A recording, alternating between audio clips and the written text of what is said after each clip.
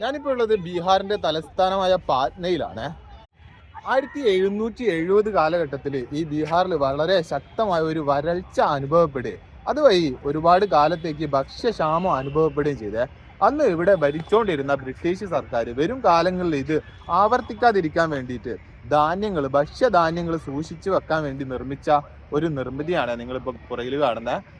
ഗോൽഘർ എന്ന പേരിലാണ് ഇത് അറിയപ്പെടുന്നത്. ഏതാണ്ട് 1,40,000 ടൺ ധാന്യങ്ങൾ സൂക്ഷിച്ചു വെക്കാൻ ശേഷിയുള്ളതായിരുന്നു ഇത്.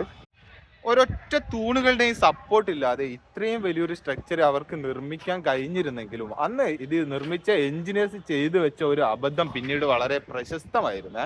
ഇതിന്റെ വാതിലുകൾ പുറത്തു നിന്നും അകത്തേക്ക് തുറക്കുന്ന രീതിയിലായിരുന്നു ഇതിന്റെ എഞ്ചിനീയേഴ്സ് ഡിസൈൻ ചെയ്തിരുന്നത്. അതുകൊണ്ട് തന്നെ ഇതിൽ ഭക്ഷ്യധാന്യങ്ങൾ നിറച്ചു കഴിഞ്ഞാൽ ഇതിന്റെ വാതിലുകൾ തുറക്കാൻ കഴിയില്ല എന്നൊരു അബദ്ധം ഇതിന്റെ നിർമ്മാണത്തിന് ശേഷമാണ് അവർ മനസ്സിലാക്കുന്നത്.